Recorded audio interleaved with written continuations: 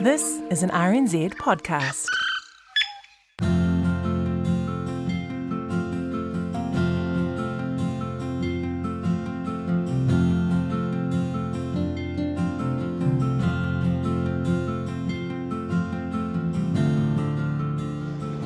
Welcome to another episode of The Long Way Home, the incredibly long way home.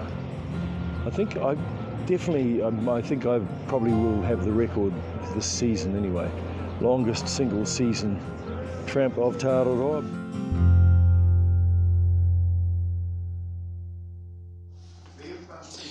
Here I am in the belly of luxury. Oh, look at the sun on that snow up there.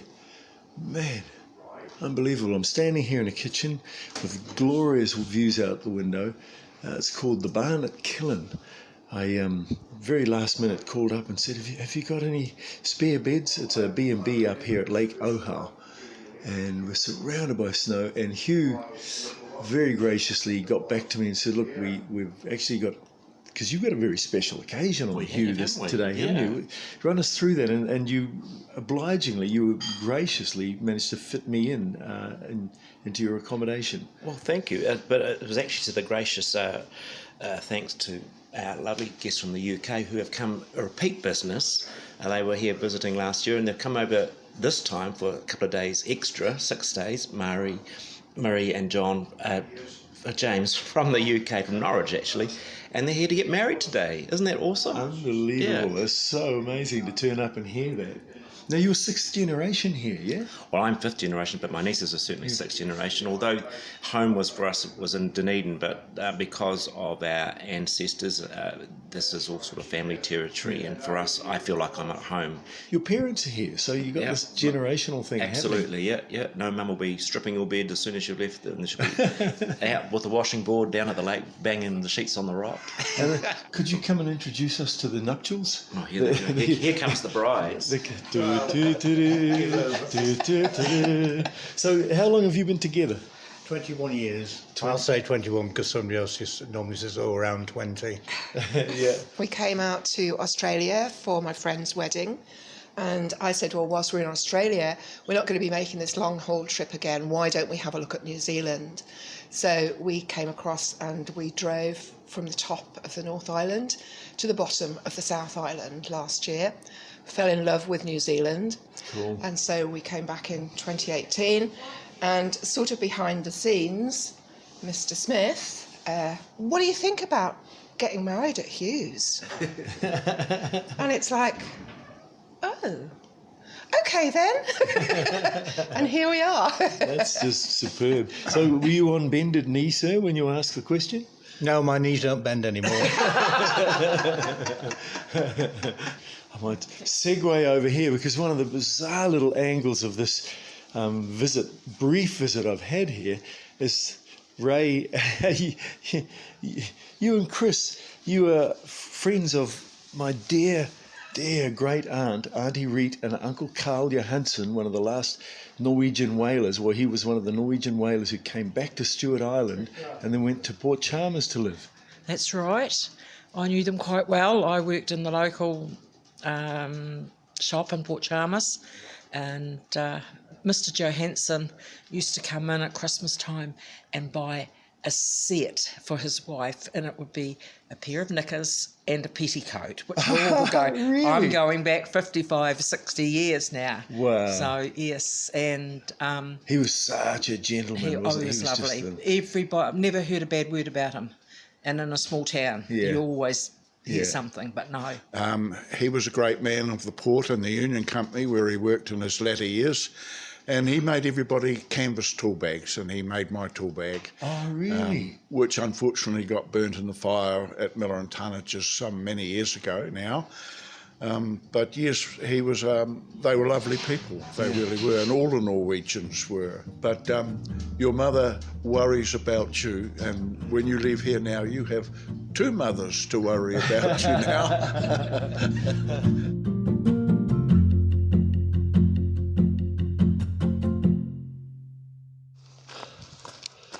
Oh, 4:15 in the afternoon.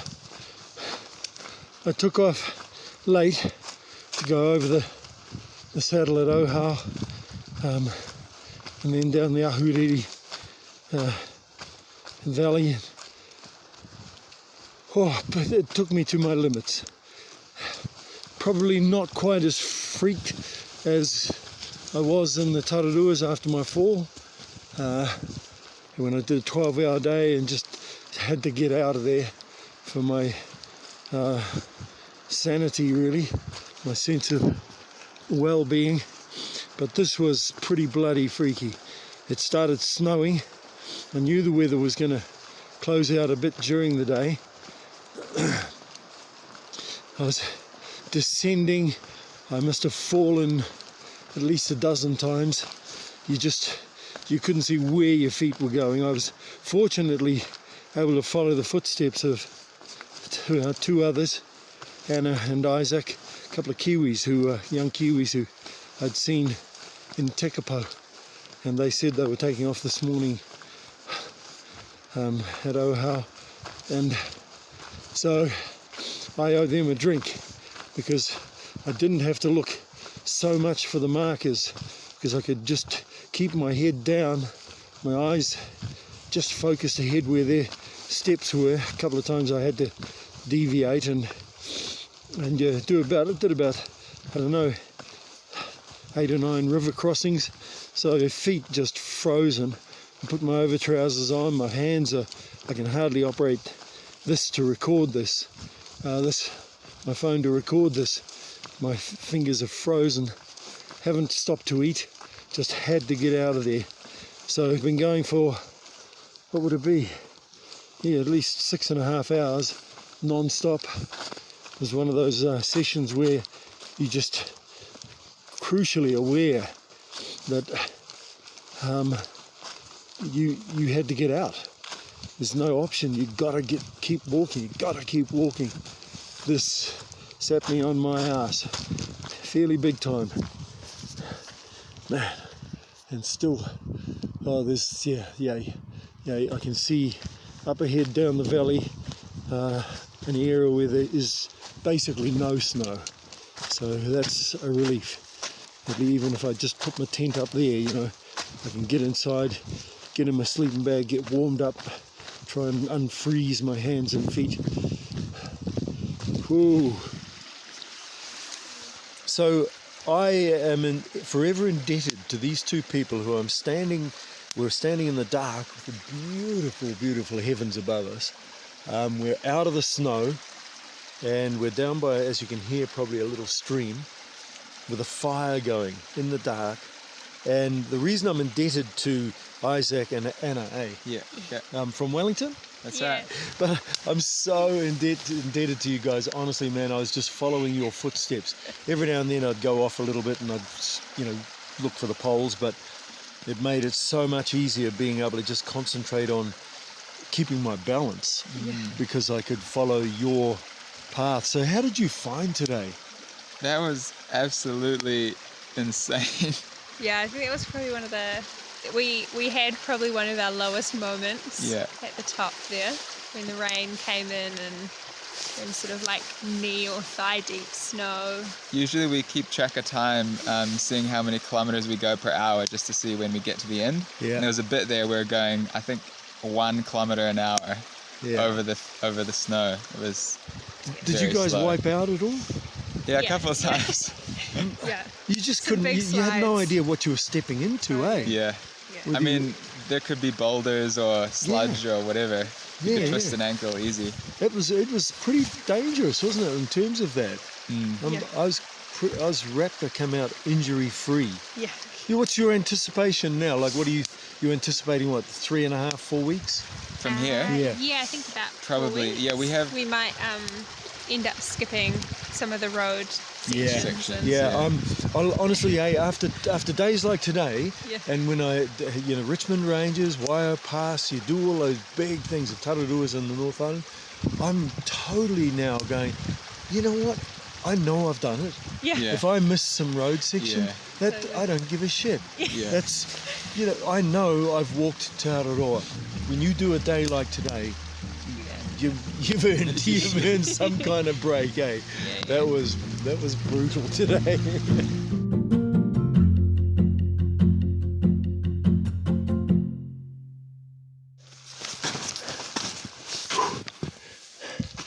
So 3 o'clock in the afternoon. This is the sound of stepping into deep snow.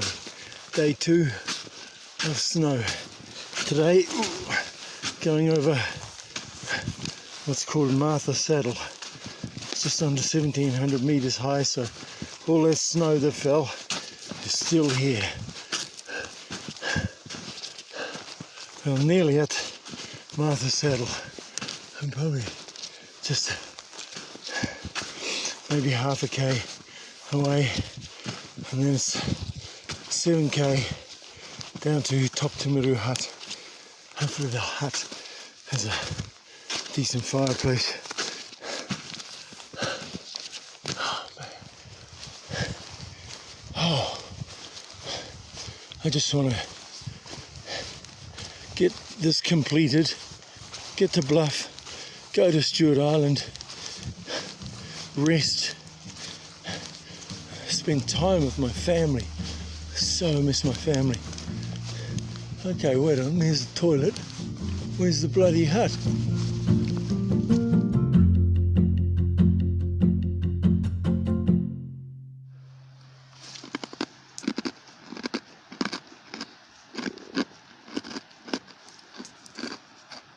No. Actually, that sounds, in my head, that sounds exactly what it was like walking away from Top Timaru Hut this morning on the way to Hawea. I've been thinking, if I was asked to describe Te Araroa in one word, it would be relentless. It's like when do you get a nice day? Just a gentle, easy. Some of the walking up north into Auckland along the coastal routes and stuff was pretty bloody good. This stuff just does not stop. You think you've come through the tough stuff. Tararuas, Richmond Ranges, Waio Pass. This walk today, the last 2 days in the snow, this walk today, no snow, but oh my God, the sidles, the steep, angled sidles, you know, you're plunging to your death. And it's hard work and steep ascents out of these little gullies because you're coming around spur after spur after spur down the river. And these are steep slopes. So, one word, relentless. 2 words, relentless and brutal. 3 words, relentless, brutal, and majestic. But relentless, bloody relentless. I'm kind of over it.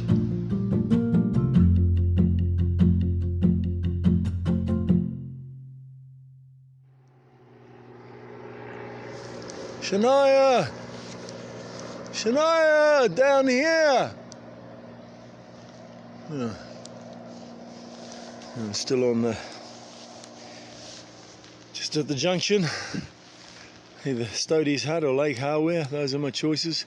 Lake Hawea, another 4 to 5 hours. Stodie's Hut, 1.2 to 2 hours, it says. I'm going to Stodie's Hut. Thought that might be Shania, because she owns a bunch of land around Lake Hawea.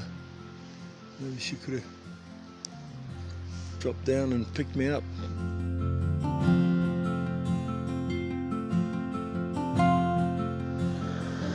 Rightio, there you go. That's another episode of The Bloody Long Way Home.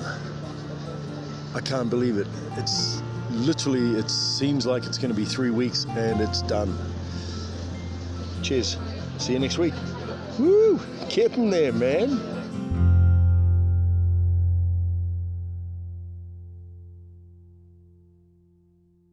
The Long Way Home is produced by Bruce Hopkins and Justin Gregory. The executive producer is Tim Watkin. The engineer is Jeremy Ansell. Subscribe to every episode of the Long Way Home podcast at Apple Podcasts, Radio Public, Spotify, or at radionz.co.nz/series. And while you're there, please rate us. That way more people get to hear these stories. If you go to the Long Way Home webpage at rnz.co.nz, you'll find an interactive map that follows Bruce as he walks to Araroa. Bruce is also on Twitter, at Bruce Hop, so get in touch if you've got tips, questions, or can help him out. You can also email him at thelongwayhome@radionz.co.nz. So until next time, this is The Long Way Home. Whenua, whakapapa, whānau. Follow us.